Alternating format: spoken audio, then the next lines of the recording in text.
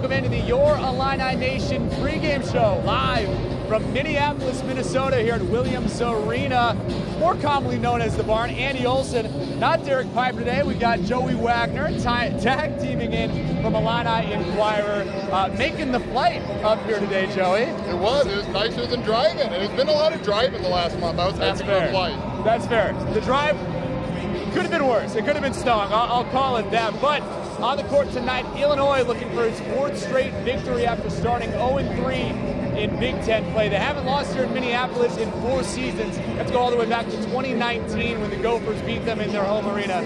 Joey, vibes have picked up here in the last few weeks, I would say, for the Illini. There's philosophy changes on each side of the ball for the Illini, looking a little bit better, and that has them with renewed belief, it looks like, out on the court. It's really been 2 weeks, Andy. If you remember back to Northwestern, that was a disaster. It was their worst performance of the season, at least in terms of their offensive efficiency.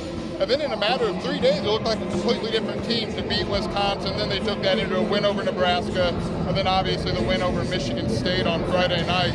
A lot's different, right? I mean, I think roles are defined, but they're playing more of a spread offense. That's something Brad Underwood's done for a lot of his career. They're playing more drop coverage. They've abandoned the switching everything. Some of those concepts that sounded really appealing in concept and in the preseason, they just didn't translate that well. And Brad Underwood, to his credit, pivoted, and it's paid off.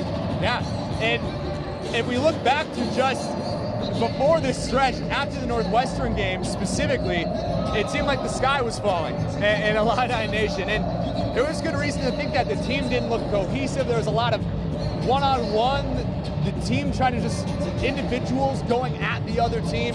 It's been completely changed since then. Big wins over Wisconsin and Michigan State in that time period. Coming off a really good team win against the Spartans. We can dive into that. Just a quick recap of that, Joey. Dane Danger looking good down low. Matthew Meyer seems like he knows his role and is more comfortable in that as well. Some people have called it addition by subtraction without Sky Clark as he takes a lead from the team. I wouldn't go that far to say that's the reason why Illinois has looked better, but certainly in that game against Sparty, everyone just knows what they need to do and looks more comfortable on the court playing together. Yeah, I wouldn't go that far either. I think Brad Underwood pretty quickly refuted that on Friday night. But you can't really ignore the last 3 games. They've been without him, they've been better. I mean, it might be something, it might be nothing. I think that's just kind of the way we've come back to it. The offense is the biggest change. It's structure. There was not a lot of structure with the 5 out. It was based on reading, reacting, and now Brad Underwood's getting his guys to the spots they need to be in to get points. And you saw that really, I think, mostly with Matthew Meyer on Friday night against Michigan State. That run he had midway through the second half that was the guy you went and got out of Baylor. Yeah. That's who you thought you were getting. A little bit of Texas vibes from that game at Madison Square Garden.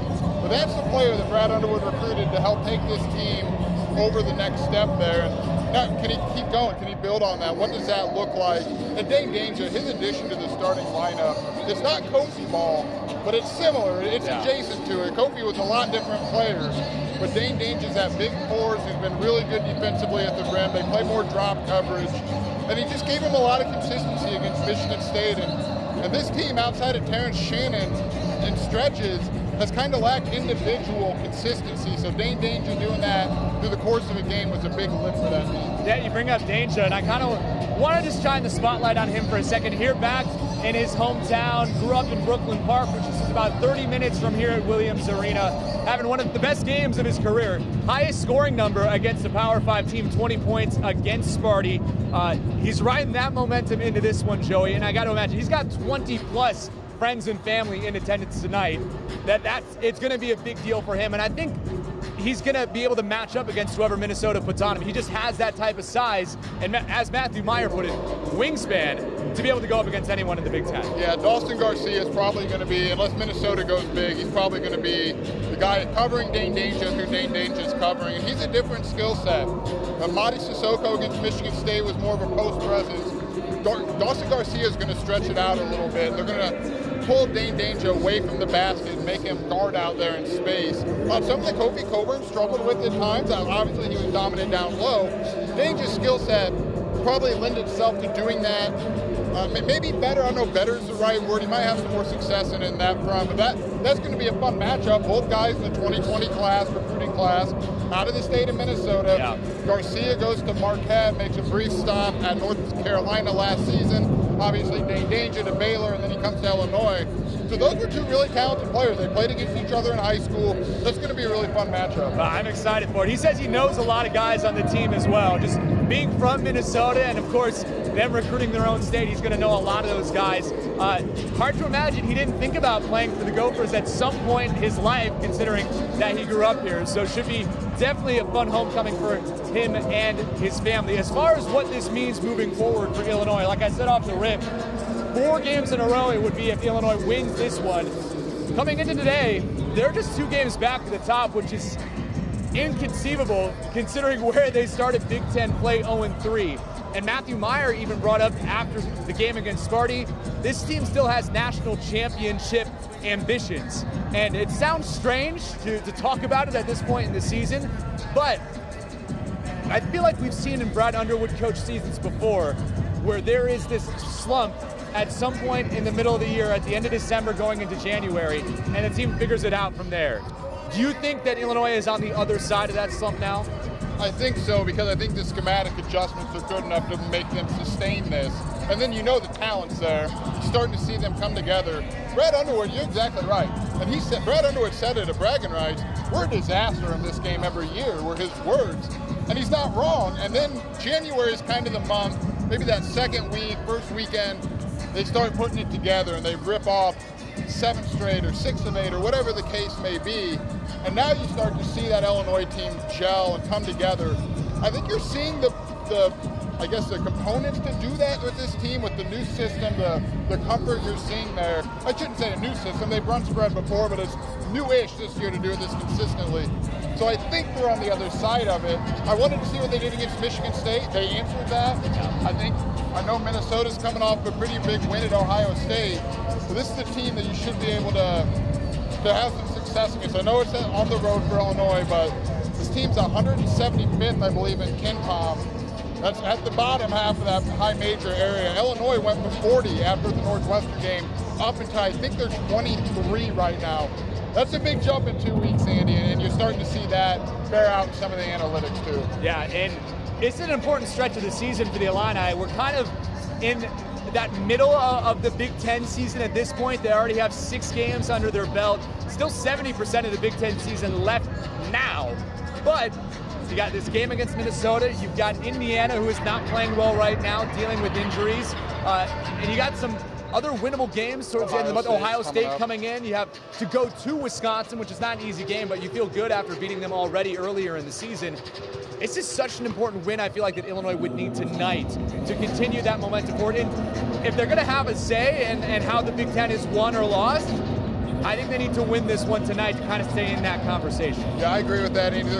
They're climbing out of this hole they dug themselves in, as of 2 weeks ago.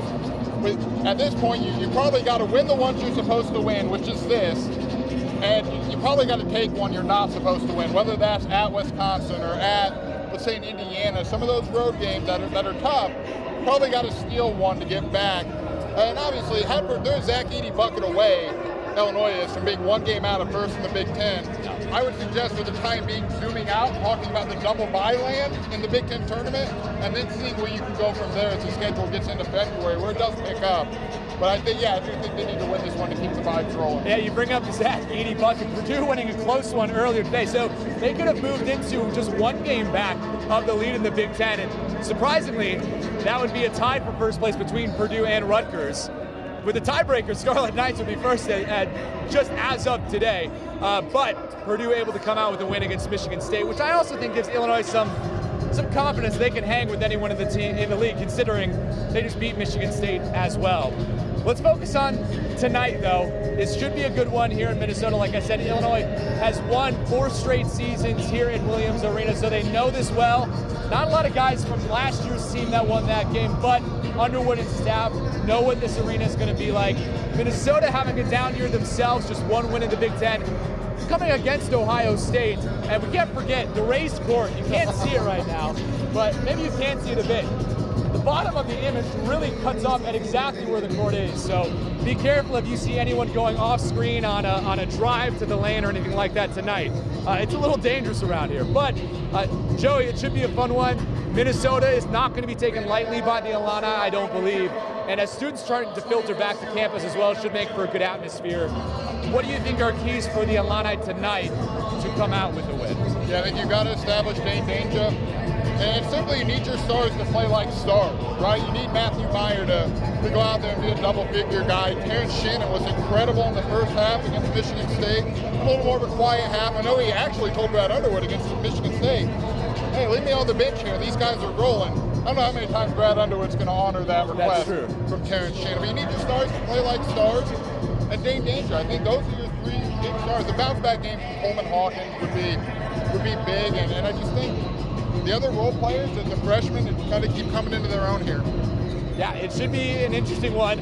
The spread in this one is 8.5 right now in favor of Illinois. Joey, what is your score prediction for this one? What do you think it's going to be? I think Illinois is probably going to win by 10. It might get 10 double figures, 10 to 15 range. It might get a little antsy there in the second half because that's what Big Ten road games do. And Minnesota's got some confidence. It's a rebuilding here, but that win at Ohio State was a big win. I think Illinois by, let's say, 12. Okay. So last time against Michigan State, I picked the Spartans because Illinois had lost so many games in a row that I had attended. I was like, okay, I'm just going to go the other team this way. And it ended up me being wrong, and great, I broke the curse that way. Now I'm worried, though, if I go back to Illinois, that we're just going to revert back to the same thing. Woo! Basketball coming our way. Joey's got it. But I will go with the, what was that? I'm an athlete. You are an athlete, that's right. I will go with the Illini in this one. I think they're too far and away better and talented than Minnesota for me to go back to picking the other side in this one. I think it will be close, so I will say that Minnesota covers in this one. I'll go 72-65, so I'll say a 7-point win for the Illini. So maybe I'm covering both bases, Minnesota covering, but Illinois to win. We'll see. If Minnesota wins, you guys know who to blame. It's me, because of my predictions and because of my presence here in Minneapolis. We're jacked up on a lot of caffeine right now after the drive. But Joey, wrapping up as we get ready for this one, how can fans occupy their 37 minutes until tip-off on Illini Inquirer? Well, Illinois football had some very big news. Keith Randolph, Johnny Newton both announced they're returning for the 2023 season. We've got coverage of that. Obviously, Derek Piper, a little bit on the IR, but still putting out some content. Got his keys in a pick to this game. Those are always loaded with information. Awesome. All right, you can spend your time there. Also, after the game, be sure to tune back in wherever you're watching this, Facebook, Twitter, YouTube, WCIA.com. We will have Brad Underwood's post-game press conference right here. You can watch the full thing. And then tonight on the news at 10, you watch highlights from the game here at the barn, plus my game story. We'll see how this one goes. Like we said, all pregame show, this one should be really interesting. We'll also have the WCIA 3-in-1 podcast wherever you listen to podcasts as well. For Joey, I'm Andy. Thanks so much for joining us on the Your Illini Nation pregame show and spending your time before the game with us. We will see you afterwards. Enjoy the game.